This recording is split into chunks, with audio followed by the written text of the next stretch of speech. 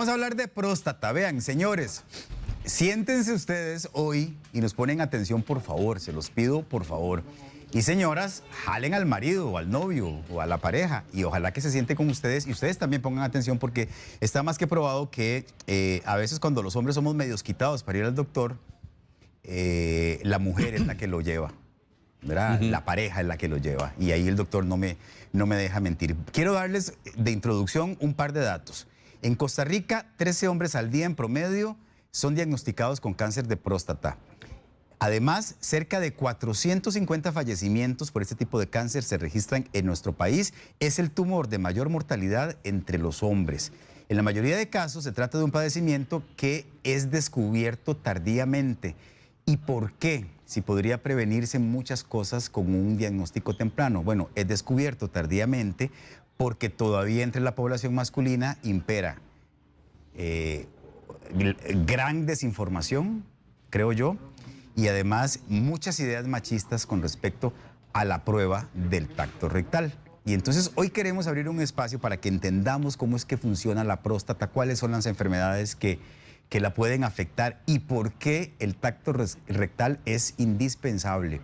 Y vamos a hablar de eso que a veces hasta pena nos da a los hombres decir, ¿verdad? Pero deberíamos, es uno de esos temas que deberíamos desterrar esa vergüenza y esa pena y ese machismo porque es la vida lo que está en juego en algunos casos. Aquí está el doctor Ardón. ¿Cómo amanece? Buen día, bien, gracias a Dios, muy agradecido por estar aquí y pues como siempre muy contento de compartir este espacio de Buen Día, que es un programa pues que llega a cientos de miles de costarricenses. Sí, señor. Y sin lugar a dudas produce un impacto muy positivo en campañas como estas donde es fundamental que las personas de alguna manera se enteren y tomen conciencia de esto que acabas de hablar. Claro. Doctor, ¿sí o no que a veces la esposa, la novia, ¿verdad? O la pareja es quien lleva casi que de la oreja al señor? Sin lugar a dudas, al urólogo. A pesar de que probablemente campañas como las que se hacen ¿Sí ha cambiado?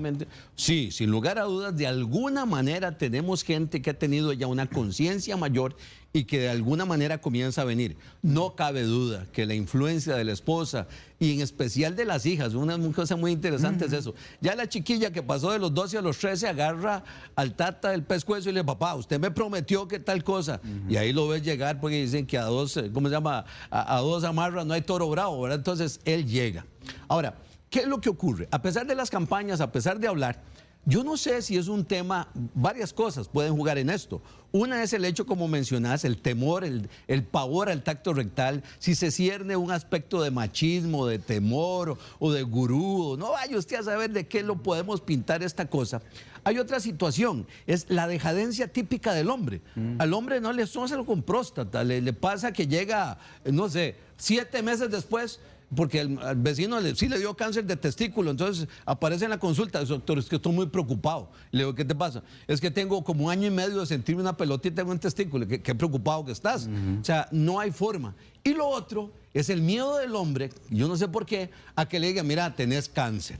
Como si tapándose los ojos, como evadiendo la responsabilidad, como no yendo, las cosas fueran a cambiar. Y las cosas no van a cambiar. Si te sacaste un 6 en el examen, no importa si revisas la lista de notas hoy o la revisas mañana, el 6 va a ser igual.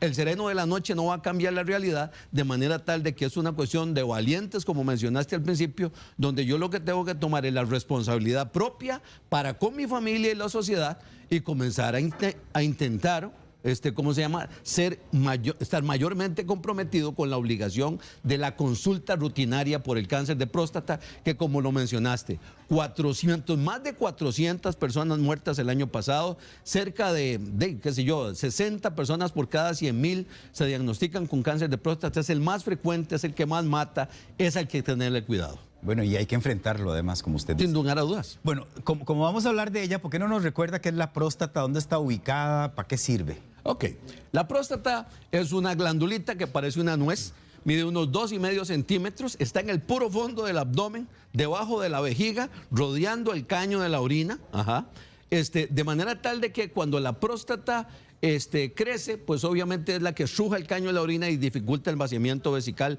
Y ahorita vamos a mencionar eso. ¿Para qué sirve la próstata? La próstata produce básicamente el semen. ¿De qué sirve el semen? Pues obviamente es como la lonchera de los espermatozoides cuando van camino a buscar al óvulo. De ahí sacan comida, de ahí sacan para dónde resbalar, de ahí sacan cómo defenderse, de ahí sacan inmunoglobulinas, un montón de cosas. El semen no es un liquidillo que se gasta o se bota y que no sirve para nada. No, el semen es todo un líquido que perfectamente funciona en todo este proceso de la fecundación y de la vitalidad de los espermatozoides. Eso es lo que sirve la glándula prostática.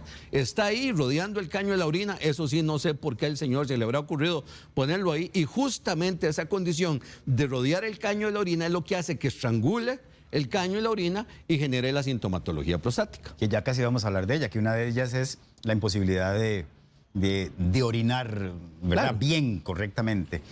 Doctor, ¿cuánto debería medir, digamos, en una condición normal la próstata? Probablemente que no pase 2,5 centímetros. Si vamos a hablar de centímetros cúbicos, probablemente esté entre 19 y 25 centímetros cúbicos, lo que normalmente debería de medir una próstata normal. ¿Crece con nosotros? Conforme crecemos, la próstata también crece. Ok, eso es una condición natural, que como buen tumor. La próstata crece por el cáncer o por el tumor benigno, las dos razones. Cuando hablamos de tumor benigno de la próstata, hiperplasia prostática, es una condición casi prevalente. Podemos decir que la mitad de los hombres después de los 50 años, sin síntomas, solo porque le hiciera yo un ultrasonido o un tacto rectal, a la mitad de los hombres prácticamente le voy a decir, mira, tienen la próstata grande. Entonces, próstata grande es una condición prevalente de esperarse después de los 40, 50 años. Ok, ¿es peligrosa?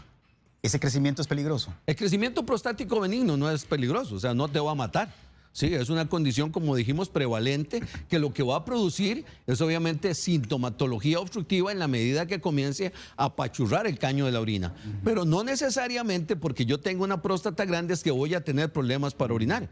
Porque si este es el caño de la orina, pero si esta es la próstata y el caño de la orina pasa en el medio, hay pacientes que la próstata le crece mucho como hacia afuera. Respete el caño de la orina y a pesar de que le puedan decir que tiene un ayote metido dentro de la vejiga, dice, yo orino bien. Y puedes tener otro individuo que lo poquito que creció, apachurró el caño de la orina y genera sintomatología. ¿Cuál? Hasta el punto de llegar a trancarse y tener que ponerle una sonda. Entonces, no va de la mano. No necesariamente próstatas grandes producen muchos síntomas o próstatas chiquitas yo no tengo ningún problema. Puedes tener las dos condiciones y las manifestaciones varían mucho de un paciente a otro. Muy bien, hemos hablado de cáncer, ¿verdad?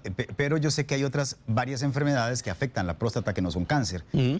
¿Cuáles son las más importantes, digamos? Quizá la más importante y la más común, porque es de a diario, es una de las consultas más frecuentes en la consulta de urología, son las infecciones o inflamaciones prostáticas. A eso se llama prostatitis. Comúnmente la manifestación de la prostatitis no es un trastorno obstructivo donde media una síntoma como chorro delgado, poca fuerza, sensación de que me cuesta comenzar a orinar y ese tipo de cosas, sino que aquí los síntomas que dominan son la urgencia para orinar. Le dieron ganas de orinar, corre, jale para el baño, ardor para orinar, sensación de urgencia para orinar, una sensación como de irritación, estar orinando a cada ratito y poquitos, sale corriendo para el baño, siente que se va a echar una piscina de orines y son 3 gotillas y terminó la gana, dolor en la pancita baja, rendimiento de piernas, cansancio, malestar, sensación de malestar en los testículos, incluso los testículos se pueden inflamar, malestar con la eyaculación, ardor, dolor, puede provocar problemas de erección, una serie de cosas. La prostatitis es uno de los problemas más comunes, no cancerosos o no de aumento de tamaño de la glándula prostática, que afecta inclusive más bien al hombre joven, ¿verdad? Ahora, en algunos casos, algunas de las enfermedades que afectan a la próstata son silenciosas, es decir, son de esas que avanzan así calladitas y que de repente cuando uno se da cuenta ya está desarrollada. Ok, eso es quizá lo más importante. Lo que estás mencionando es fundamental por lo que venimos conversando. Una cosa es síntomas. O sea, ¿cómo me entero yo de que el carro mío, ¿cómo se llama? Jala para el lado o para el otro lado. Pues, hasta que yo lo siento jalar. Pero muy comúnmente llego yo con el carrillo y me dice, mira, se te está desgastando el neumático del lado de adentro o del lado de afuera. Tenés que llevarlo a tramar. Pero vos no has sentido ese momento en la rueda. ¿Por qué? Porque las manifestaciones tiene que pasar un tiempo largo para que eso ocurra. Igual con nosotros, somos como un carro. Entonces, ¿qué es lo que pasa comúnmente?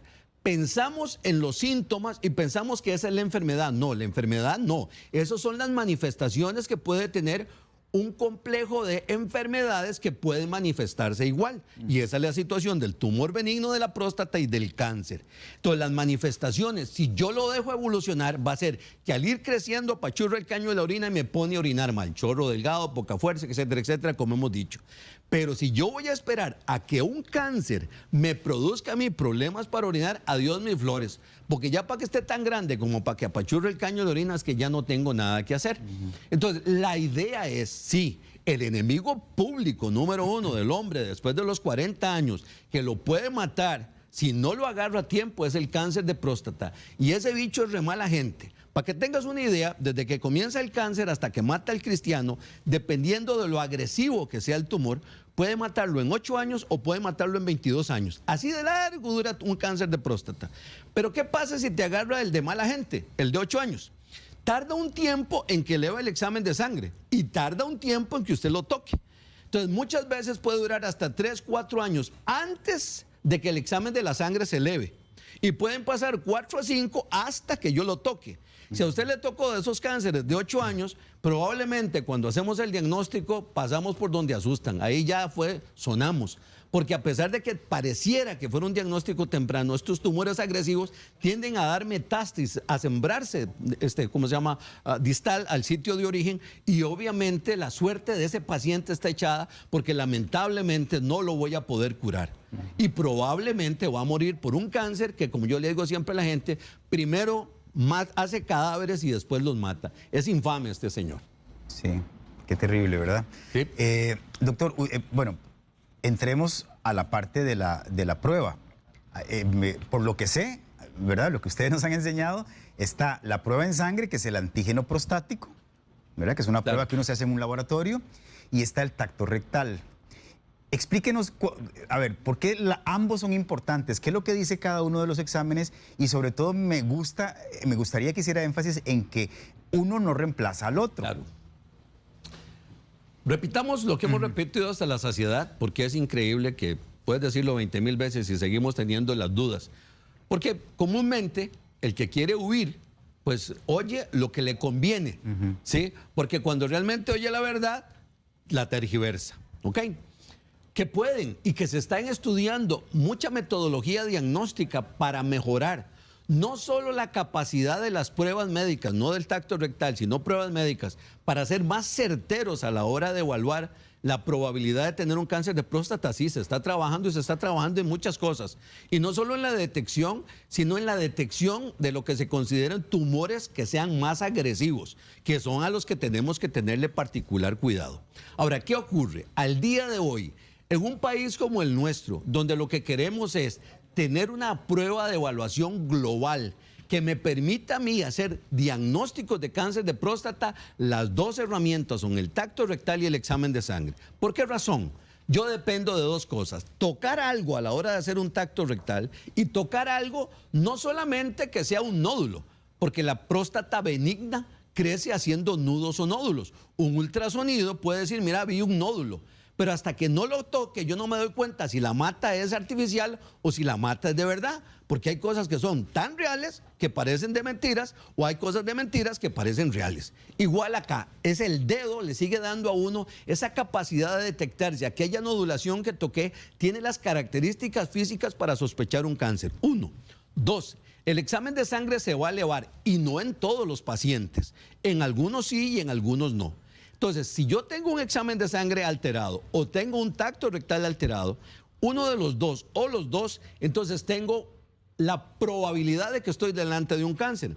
El examen a hacer es una biopsia, porque ni el tacto rectal ni el examen de sangre me dicen a mí con certeza, usted tiene cáncer. Nada más me dicen, mira, hay sospecha. Ahora, me va a ayudar, porque yo puedo tener un examen de elevación de sangre y tocar una próstata y me parece que esto sea una prostatitis, por ejemplo, entonces yo explico por qué se elevó el examen de sangre.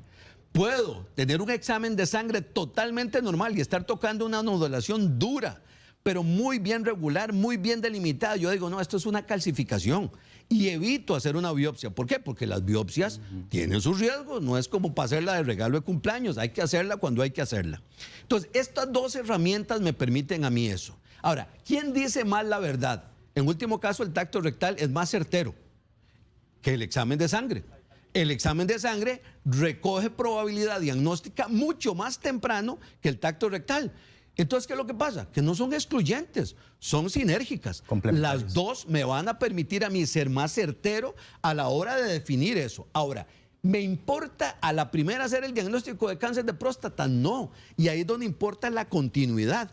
Si yo le repito un examen de sangre, si yo le repito un tacto rectal, me familiarizo con los números del examen de sangre de ese individuo en particular y con las características físicas particulares de ese paciente, y en el tiempo me va a ser muchísimo más sencillo detectar anormalidades en los niveles del examen de sangre o anormalidades en los hallazgos del tacto rectal, y tener una capacidad más fina, más certera de decirle, mira, tengo que hacerte biopsia, o decirte, mira, no he cambiado, seguís siendo la misma próstata de hace 10 años y eso me va a evitar a mí hacer procedimientos que tal vez tengan riesgo en el paciente y que son obviamente caros o invasivos. Ok, ¿a partir de qué edad y con cuánta periodicidad debo hacerme ambos exámenes?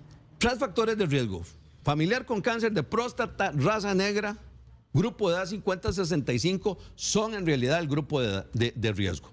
Ahora, tengo 40 años y un familiar de cáncer de próstata. Lo prudente sería que te hiciera las dos cosas, porque tu factor de riesgo está elevado, ¿ok?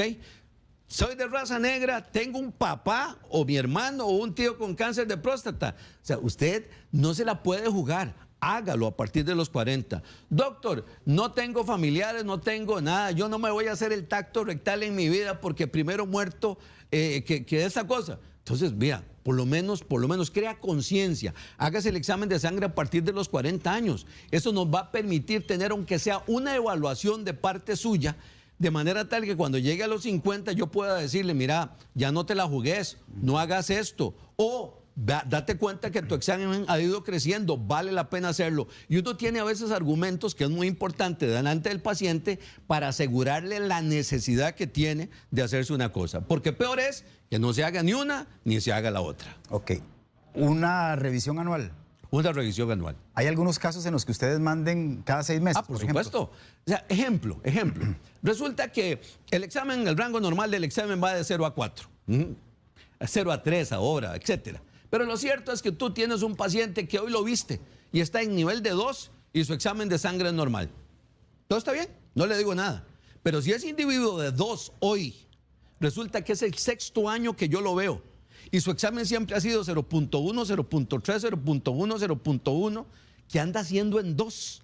Este cambio abrupto de un año a otro me puede dar a mí la sospecha de la posibilidad.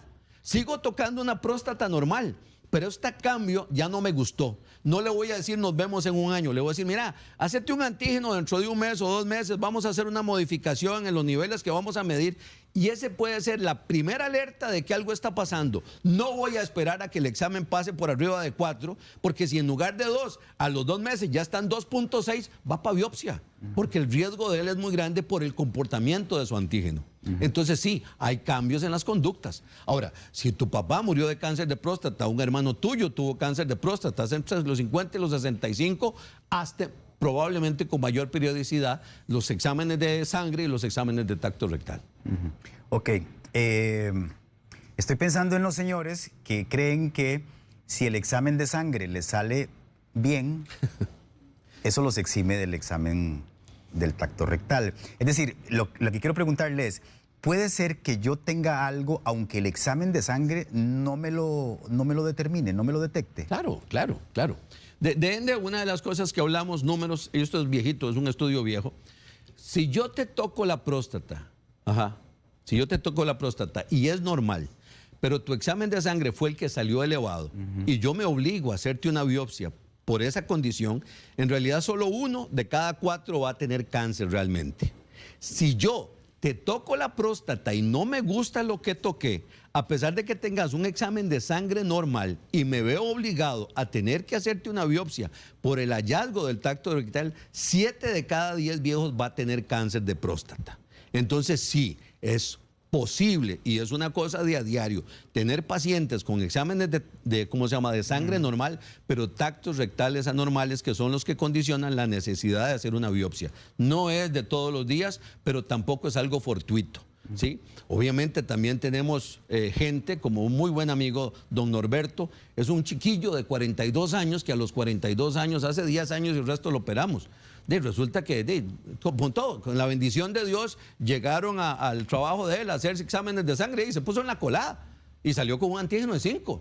Y por supuesto que se puso pelos parados y llegó a la consulta y efectivamente se hizo el diagnóstico de cáncer de próstata. Él tuvo que pasar todo el cuento, meterse a cirugía radical, tuvo que recibir radiación. Un hombre joven, 42 años, que enfrentó junto con su esposa dificultades, pero hoy por hoy está curado del cáncer de próstata. ¿Por qué? Porque se atrevió a los 42 años por lo menos a empezar el control prostático y no dijo, no, eso no es para mí, yo estoy muy joven todavía para eso. Sí, sí, claro, no, y se lo planteo porque además, doctor, o sea, yo he escuchado a muchos, incluso amigos míos, decir, no, el antígeno me salió súper bien, no voy para el tacto. No aplica. No. Como te digo, o sea, fue puchis. El punto siempre es el hecho de la verdad absoluta. El hombre, si lo enfrentás y le decís, mira, nos vemos el año entrante, resulta que aparece 5 años después y ni se hizo tacto rectal ni se hizo examen de sangre. Entonces, a pesar que quiere insistir en algo que no es lo correcto, hay muchas cosas que no son correctas, pero es mejor, como dice el dicho, un mal arreglo a un buen pleito. Entonces, insistirle a ese hombre entre los 40 y 50 años, hágase el examen de sangre. Idóneamente hágase las dos cosas, pero entre no hacerse nada, hágase el examen de sangre. Eso no le está garantizando a usted que usted no tenga ningún problema. Ahora, antes de los 50 el riesgo es poco. Después de los 50, ahí sí, olvídese que un examen de sangre significa que no tengo nada, porque ahí sí entramos en terreno de nadie y los dos exámenes son fundamentales. Se lo puedo aceptar antes de los 50, con antígenos por abajo de 2, sin familiares con cáncer de próstata, que usted se quede jugándosela en ese momento. Pero si ya pasó de los 50, si apareció un familiar suyo con cáncer de próstata, si su antígeno brincó por arriba de 2 y porque usted está esperando a llegar a 4, no se la juegue. Mejor véngase a la consulta. Doctor, hablemos del bendito examen. sea todo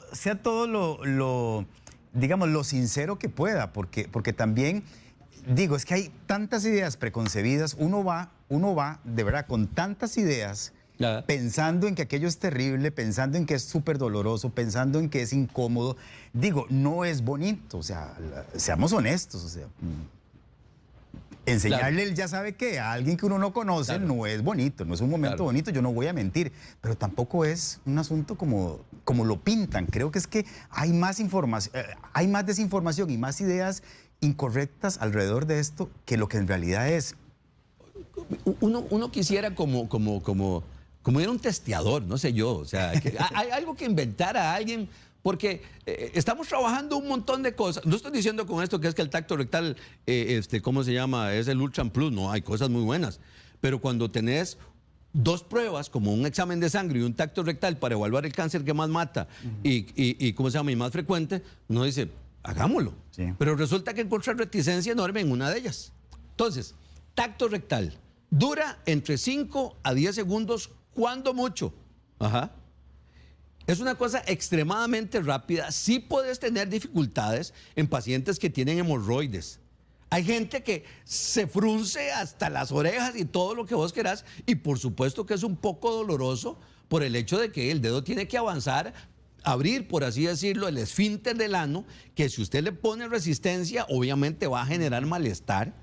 Por supuesto que vamos a sentir, los que crecimos en el tiempo de los supositorios, que nos ampaban supositorios, sabemos lo que se siente, esa gana de obrar, que se quedaba bueno ahí y le decían apriete, y sí, pues ya yo no quiero apretar, quiero soltar. Bueno, va a sentir esa sensación como que me quiero defecar, va a sentir un deseo de orinar, porque normalmente al palpar la próstata, la vejiga se contrae como si fuera una dormilona, exactamente igual, y entonces el paciente siente ganas de orinar. Pero eso es una cosa que dura de 5 a 10 segundos, se levanta. La gran mayoría de los pacientes que por primera vez lo hacen, se voltean con uno y le dicen, ¿y eso es todo? Ya. Ajá, ya. Y sí, o sea, ¿qué quería? O sea, no se pone uno vulgar, pero sí, eso es todo. Doctor, ¿cuántos centímetros de dedo le meten a uno? Probablemente, depende, porque hay gorditos que están como desde aquí atrás. Pero digamos, en términos generales, quizá avancemos el dedo 2-3 centímetros y ahí está la próstata. Ya es prácticamente la punta del dedo lo que se ingresa para palpar la próstata. Ahora, en 10 segundos, ¿ustedes tienen el expertise suficiente para poder tocar algo que no está bien? Yo no sé si a vos te pasa, como aquí. O sea, usted entra en la mañana a revisar su entorno, pero usted detecta, sin verlo, cualquier cosa que no esté en su lugar. ¿Por qué? Porque su cerebro le dice, esto está bien. Usted no vio nada. Igual nos ocurre a nosotros. Llega un momento en el que lo que vas a hacer es tocar y más bien uno ni siquiera busca anormalidades, sino que el hecho mismo de no encontrar nada es lo que te dice todo está bien.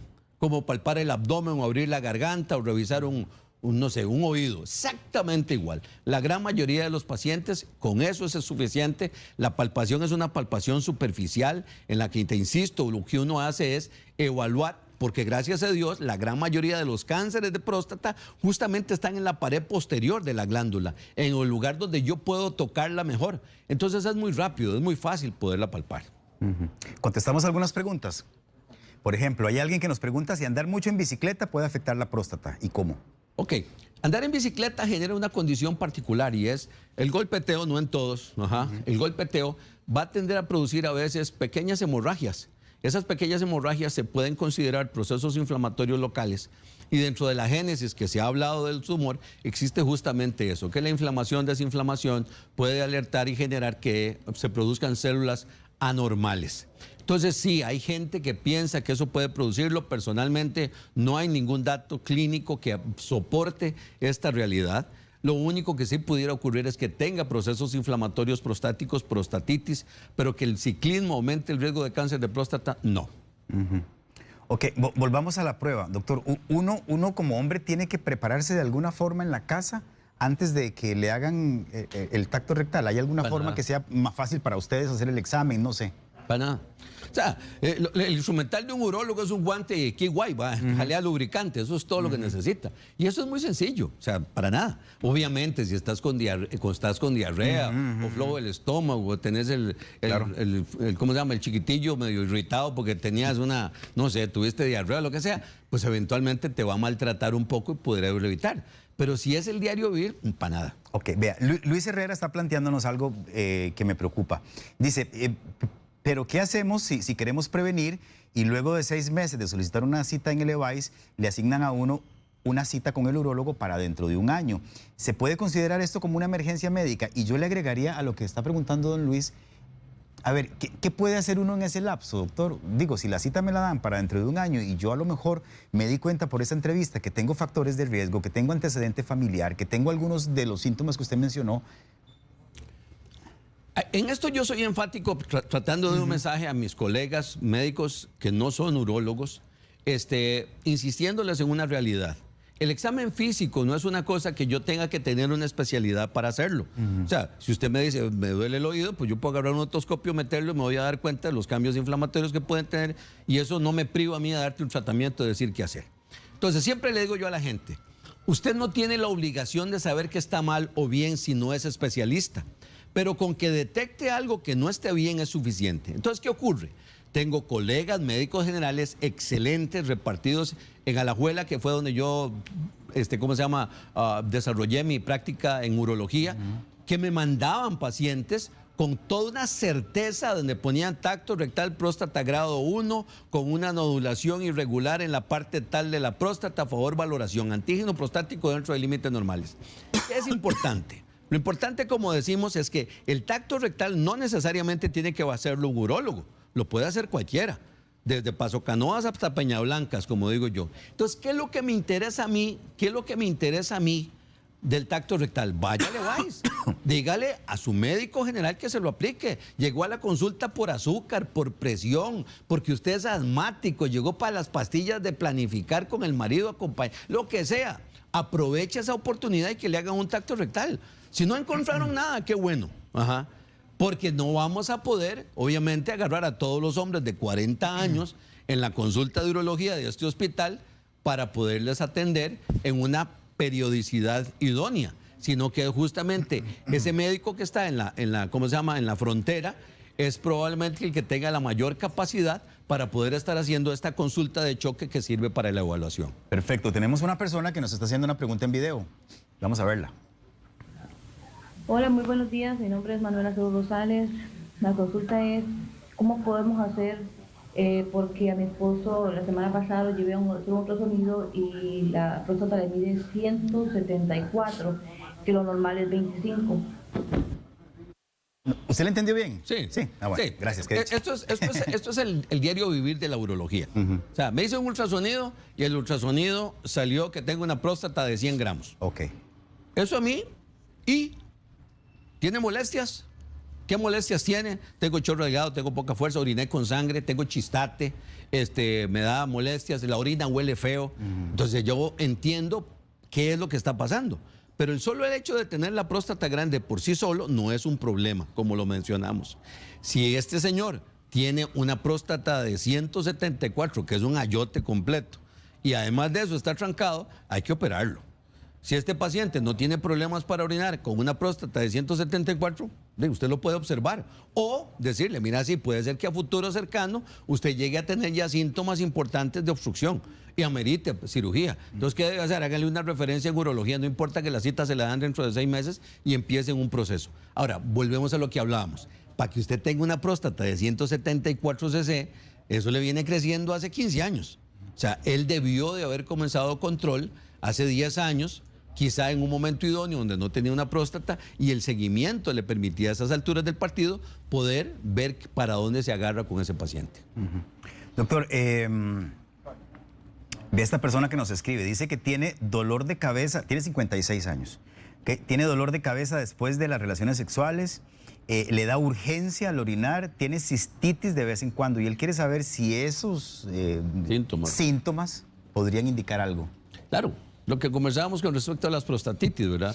La prostatitis puede producir después de la eyaculación sensación de ardor y malestar urinario, porque justamente al contraerse la próstata para la eyaculación genera, ¿cómo se llama?, irritabilidad de la base de la vejiga y la misma próstata, por así decirlo, se torea y eso es lo que hace que las manifestaciones clínicas sean frecuentes en este grupo de personas en el momento de la eyaculación. Ok, ¿cuándo es necesario hacer cirugía? La cirugía, ¿cómo se llama?, hablando de cáncer, vas a plantearla en el paciente que tenga un determinado nivel de riesgo. Entonces, nosotros clasificamos los tumores dependiendo del riesgo. Se usan 4 cosas: los niveles del antígeno prostático, la celularidad del tumor. El tumor, hay una clasificación que se llama clasificación de Gleason, y eso lo que te dice es qué tan parecido es el cáncer al tejido original. Hay tumores que prácticamente son tejido normal, pero ya ciertos aspectos de la célula, pues el patólogo me dice, mira, sí, es casi normal, pero ya esto es un cáncer. Pero es muy buena gente. Al tejido bizarro de un paciente que yo le tome una muestra de biopsia y yo se lo envío al patólogo y el patólogo me dice, mira, eso es un cáncer. Pero si yo no le digo de dónde tomé esa muestra, probablemente él ni siquiera se entera que es un cáncer de próstata, porque es tan bizarro, tan anormal, y ese cáncer es de los agresivos. Entonces, el grado de agresividad, la probabilidad de que haya infiltración de los vasos sanguíneos o de los nerviecitos de la próstata y el tamaño del cáncer en el momento del diagnóstico son los datos que uno evalúa justamente para definir si ese es un tumor de riesgo o si es un tumor de poco riesgo. Entonces, ¿qué ocurre? En los pacientes con tumores de poco riesgo, que no son pocos, son muchos, yo puedo sencillamente no hacer nada, observarlo. Un hombre de 70 años con 2 infartos anteriores, diabético, hipertenso, a mí me puede aparecer con un tumor, digamos, moderado riesgo, y yo lo puedo observar, porque la probabilidad de sobrevida de él por cáncer es muchísimo mayor al riesgo absoluto que él tiene para morirse de un infarto o tener un derrame. Entonces, a veces no le hago nada. Puedo tener un chiquillo de 42 años con un tumor moderado, pero en ese quiero ser agresivo. Ahora, ¿qué es lo que ocurre? Probablemente me puedo limitar mucho en la cirugía de manera tal que el respeto de los nervios que llevan hacia el pene y la vascularidad de la próstata le permita ser continente y le permita, ¿cómo se llama?, también ser potente, y eso es muy importante. Entonces, hacemos cirugía, hacemos radiación en la medida que las características del tumor me lo permitan. Entonces, entre más temprano agarre yo el tumor, pues obviamente la probabilidad de oportunidades para que yo lo trate, así se aumenta. De esa manera, el paciente, como hemos dicho, no solamente va a tener cantidad de vida, sino lo más importante, calidad de vida. Entonces se opera cuando es necesario. ¿Se extirpa toda o una parte? En el cáncer se extirpa toda, se extirpa junto con las vesículas seminales. En el tumor benigno, solo quitas el tumor benigno, que es como una pelota de cebo que se le hace en el centro de la próstata. En el tumor benigno no removes la próstata, sino solamente esa parte. Ok, explíquenos por favor claramente, doctor, ¿qué tiene que ver ese hecho de retirar la próstata con la parte del deseo sexual y de la potencia sexual de los hombres, que también es otra gran preocupación? Probablemente en un tiempo, en cáncer de próstata sí, el remover la próstata me obliga a dos cosas: a tener que mover una estructura que está a la par, los nervios que van hacia el pene, que son los como el interruptor y el cable que le dice enciéndase el bombillo. Si ese cable lo corto, no hay forma de que el bombillo se encienda, ¿ok? Eso por una parte. Dos, los vasos sanguíneos que van hacia el pene, a veces los tengo que afectar porque la única manera de poder remover la próstata es cortando esos vasos sanguíneos. Y eso también va a afectar la capacidad de erección del paciente. Entonces, cuando hay cirugía por cáncer, la probabilidad de tener problemas de erección es tan alta como el 70%, ¿ok? 70%, entonces sí es muy alta. Cuando es cirugía por tumor benigno, a través del caño de la orina o abierta, es muy raro que el paciente tenga problemas de erección o de incontinencia. Lo que sí le va a ocurrir a todos los pacientes que operamos de próstata es que no vuelven a eyacular. El calambrillo lo sigue sintiendo igual, pero ya es en seco, no eyacula. Porque obviamente el productor de la eyaculación, que era la próstata, removimos, alteramos la anatomía y entonces las condiciones que se necesitaba para que hubiera eyaculación se desaparecen y el paciente no vuelve a eyacular. Muy bien, doctor. 3 preguntitas rápidas antes de irnos. Sadie Mena dice: mi abuelo paterno tuvo cáncer de próstata. ¿Ok? ¿Qué probabilidades hay que mi padre y mi hermano también lo lleguen a tener? ¿Hay estadísticas de eso? Claro, claro. Las probabilidades son de 1 en 4. O sea, si la población general tiene una probabilidad, 1 en 10, un paciente con un papá con cáncer de próstata aumenta de 1 en 2 a 1 en 4. Ok, sí, sube bastante. Jorleni Knowles: mi abuelo murió de cáncer de próstata hace 22 años, mi papá tiene 68, no se ha hecho el tacto rectal y ambos son de raza negra. ¿Por qué incide tanto esta particularidad en la posibilidad de que haya cáncer? ¿A qué se debe la influencia en la raza negra? No lo sabemos. Eso es una estadística en realidad mundial. Cuando ves los datos en Costa Rica, y obviamente la población negra nuestra está muy bien localizada en la provincia de Limón, y nosotros no tenemos un aumento significativo dentro de nuestra población negra en cáncer de próstata, pero sigue siendo un factor que uno lo esgrime porque así se hace a nivel de literatura internacional. Es más común entre la raza negra. Y volvemos a lo mismo. Si tengo raza negra, tengo 60 años y además de eso mi papá tuvo cáncer de próstata, pues la probabilidad es enorme. Ahora, a los 68 años, pedirle a Dios que no lo tenga, ¿verdad? Porque muy probablemente si ya lo tenía, debe haberlo caminado. Ahora, es común, insisto en eso, ¿verdad?, que tengas pacientes sin ninguna sintomatología conviviendo con un cáncer de próstata. Y terminemos con esta pregunta de Dexidali Mora: ¿qué significa una próstata grado 3? Las próstatas se clasifican dependiendo del tamaño. Antes uno lo hacía por tacto rectal. Ahora el ultrasonido es el que comúnmente lo hace. Entonces ellos clasifican por el tamaño en próstatas grado 1, 2, 3 y 4. Para mí en realidad eso no tiene mayor importancia, no tiene importancia porque lo que me interesa del crecimiento prostático siempre va a ser la influencia que tiene en la magnitud del malestar que el paciente siente para orinar. Puedes tener pacientes con próstatas grado 3 que siguen orinando bien y pacientes con próstatas grado 1 piquito que están trancados y con una sonda. Entonces lo que siempre va a ser importante es la magnitud de la dificultad que el paciente tiene para orinar. Doctor, vieras qué lindo, porque me acabo de meter a la página de Facebook y el montón de testimonios de hijas, lo que usted dijo. Llevé a mi papá a tal cosa, le he insistido a mi papá que tiene que hacérselo. O sea, la verdad es que eso es una muestra de amor muy grande. Amén. ¿Verdad? Porque como lo hemos insistido, esto es un problema, no es un problema de una persona. O sea, el cáncer de próstata, como tarda tanto en acabar con el cristiano, literalmente usted se hace amigos de sus pacientes. Usted lo ve 10, 8 años, 12 años. Y entonces es muy triste cuando aquel individuo comienza a deteriorarse y empieza entonces su periodo agónico, que a veces dura hasta más de un año, ¿verdad? Con fracturas patológicas, con problemas de trancazón, con la orina con sangre y una serie de dificultades más que en realidad son incómodas, dolorosas y que obviamente le quitan la paz completamente a la familia. Y la mejor manera de prevenirlo es un diagnóstico temprano. Así es. Bueno, ahí está apareciendo el número de teléfono del doctor Ardón, que es urólogo, 2246-3390. En caso de que quieran consultarlo. Muchas gracias, doctor. Gracias porque... Gracias a usted, don Randall. Porque todos los años, esto es como la gotita que cae en la piedra, ¿verdad? O sea, todos los años... Todos los años. Hablamos de esto porque tenemos que hacerlo. Sin lugar a dudas, sin lugar a dudas. Porque es la única forma de que este mensaje llegue y de que la gente quite ¿verdad? Se quite el miedo, se quite el susto, se quite las ideas machistas de la cabeza. Bueno, yo lo menciono nada más porque es uno de los detalles que más me ha gustado a mí. Esta campaña de Monje junto con ¿cómo se llama? Con la Federación Costarricense de Fútbol, en el que tengo tercer año de participar, la selección de los valientes.